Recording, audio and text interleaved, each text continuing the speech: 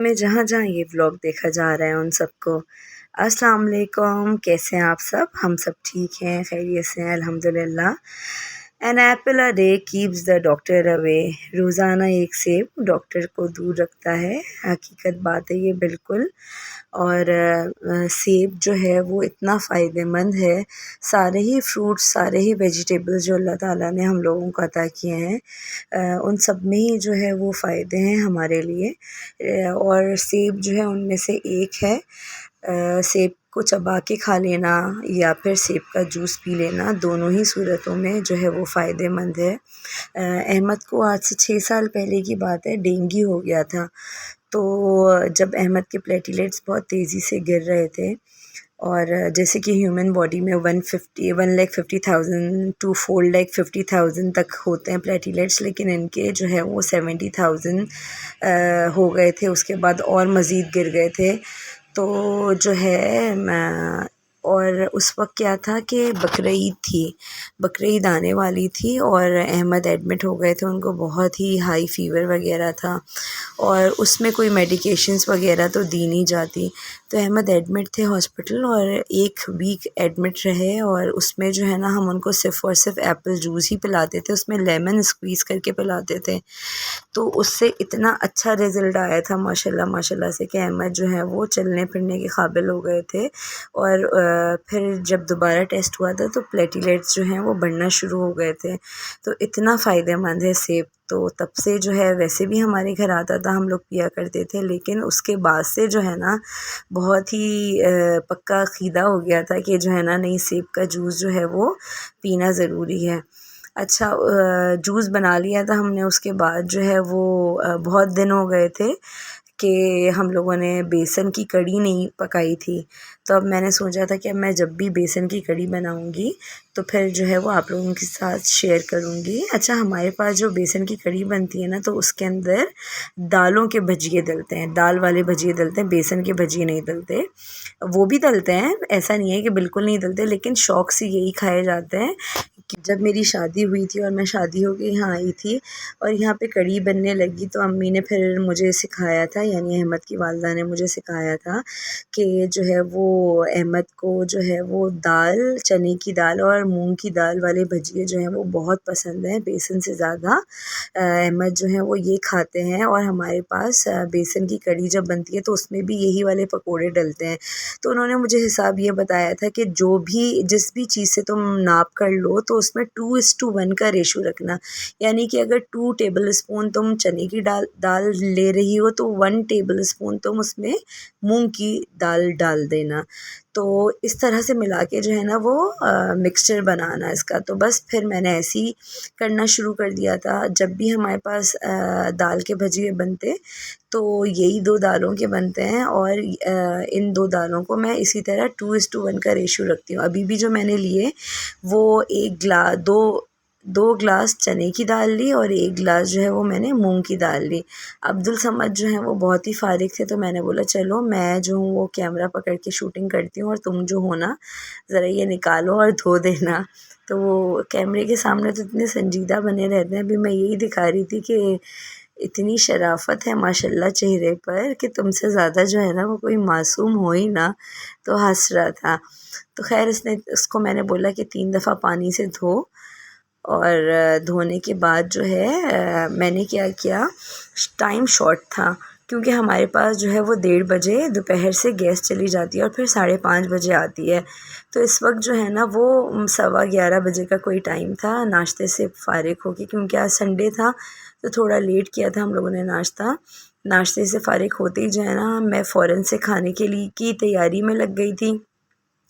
तो मैंने जो है ना वो दाल वग़ैरह निकाली ताकि ये जो है वो अच्छी तरह सोख हो जाए, सॉफ़्ट हो जाए, तो फिर उसको पीसना भी है आगे। तो धोने धुलाने के बाद जब फिर मैंने क्या किया कि एक भगोने में पानी को गर्म करने रख दिया ताकि गर्म पानी जब मैं डालूँगी तो दाल जो है जल्दी सॉफ़्ट हो जाएगी और फिर अच्छी पिस जाएगी।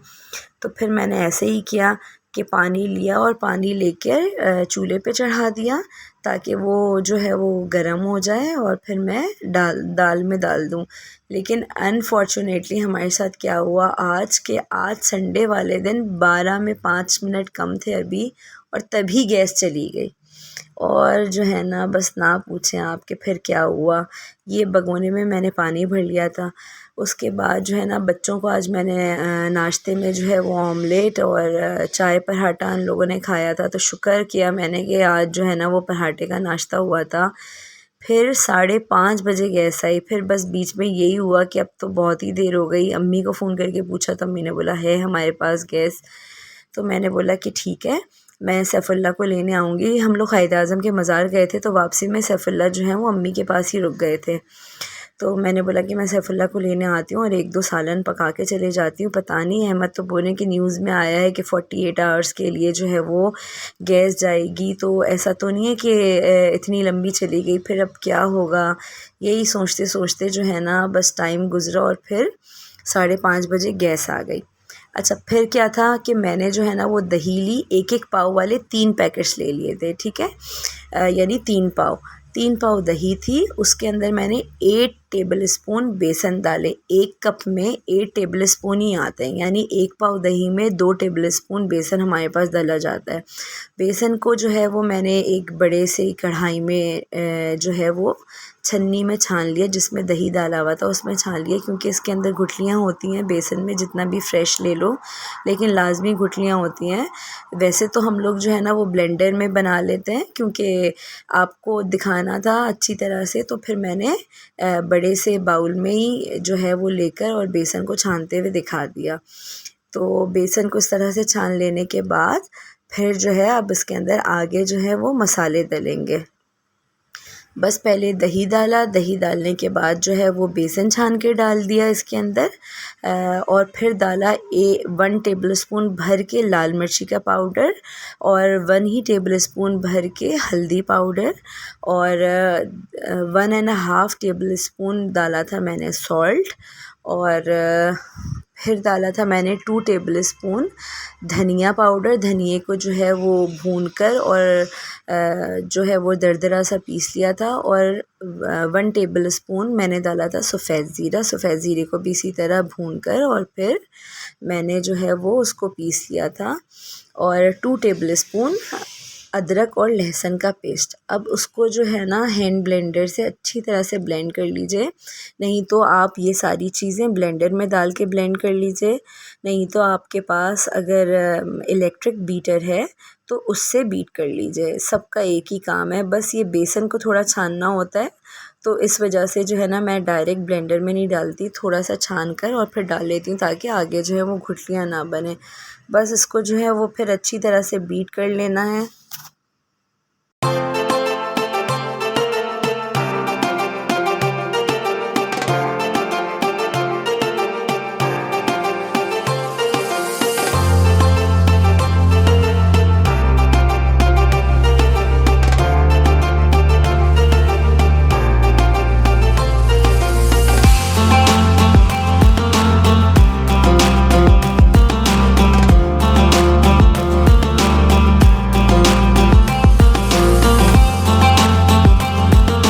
बहुत ही अच्छी तरह से जब ये बीट हो जाए तो फिर जो है फ्लेम जो है उसको फुल कर दीजिएगा, और उसके अंदर फिर मैंने जो जंबो वाली बॉटल होती है ना हमारी कोल्ड ड्रिंक्स की, तो उसको भर के मैंने डाल दिया, ठीक है। वो 2.5 लीटर की होती है ना, तो उतना ही जो है वो मैंने पानी इसके अंदर डाल दिया। उसके बाद जो है वो थोड़ा सा नमक मैंने और डाला, नमक कम लग रहा था मुझे। और उसके बाद जो मेन इंग्रेडिएंट जो है ना कढ़ी का, जिससे कढ़ी की जान है, वो है कढ़ी पत्ता। कढ़ी पत्ते के बगैर जो है ना वो कढ़ी कढ़ी नहीं होती।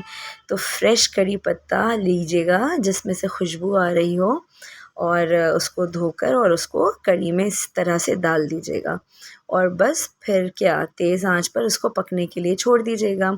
अच्छा, क्योंकि टाइम तो बहुत ही मिल गया था, क्योंकि 5:30 बजे आई गैस, और 5:30 बजे गैस आते ही जो है ना बस फिर सारी चीज़ें तो तैयार थी, तो फिर मैंने जो है वो दाल जो है सबसे पहले अच्छी तरह से सोख हो गई थी, उसका एक्सेस पानी निकाल के और फिर उसको ब्लेंडर में ब्लेंड कर लिया दाल को। और यहाँ पे जब बॉईल आ गया कढ़ी के अंदर, तो फिर जो है वो मैंने आँच उसकी स्लो कर दी, और स्लो करने के कोई 20 मिनट और पकाया।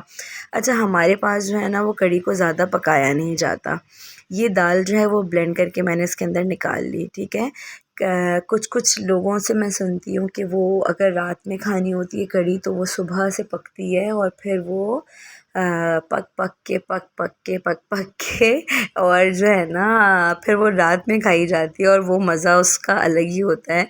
और सबकी अपनी अपनी है पकवान, तो हमारे पास इतना ज़्यादा नहीं पकाया जाता, हार्डली हाफ़ एन आवर में वो पूरी कंप्लीट हो जाती है।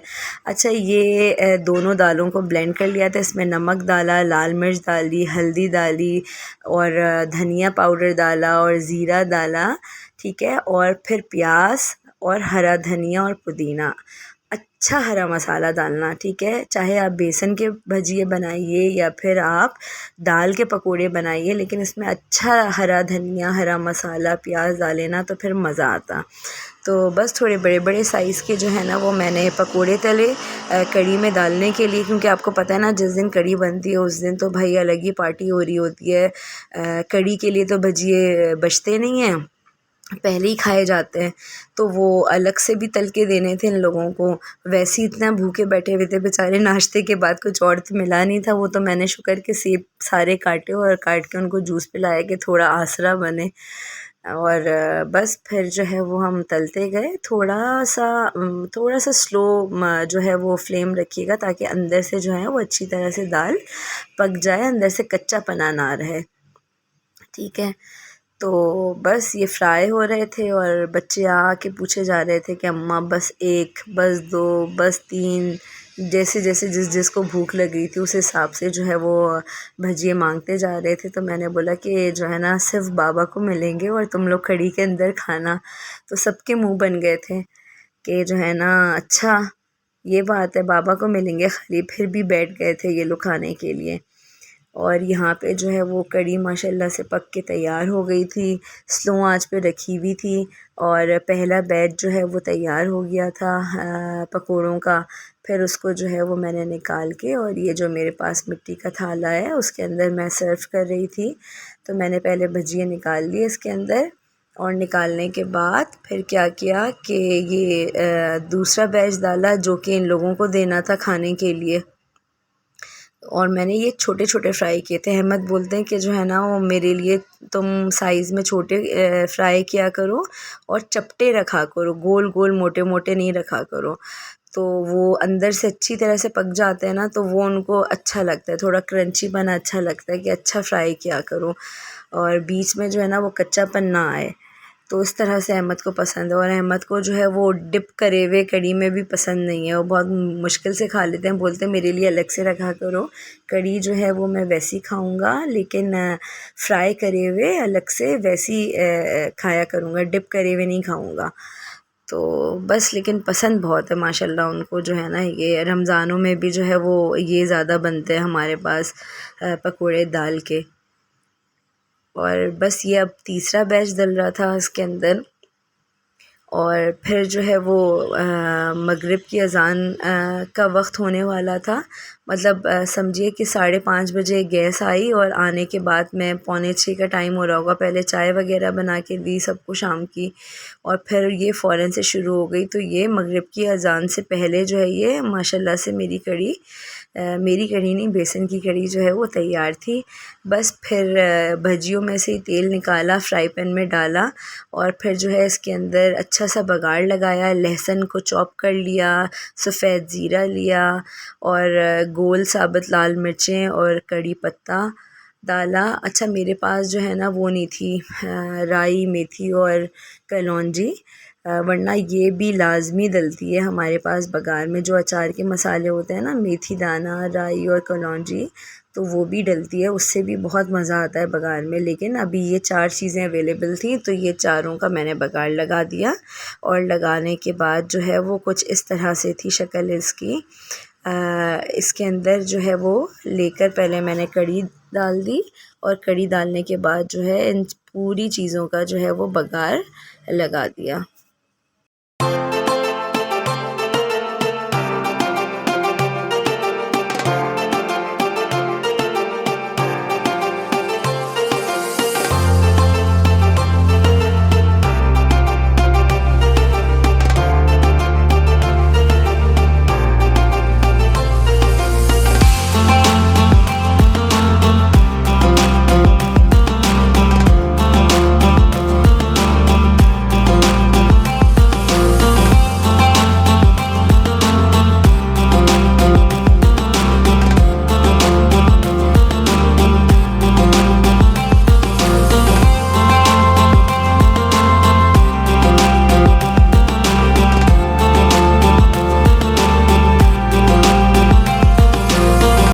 हमारे पास जो है ना वो बहुत ही शौक़ से खाई जाती है माशाल्लाह से, और भी घरानों में शौक़ से खाई जाती होगी, लेकिन जो है ना वो बनी भी काफ़ी दिन बाद थी।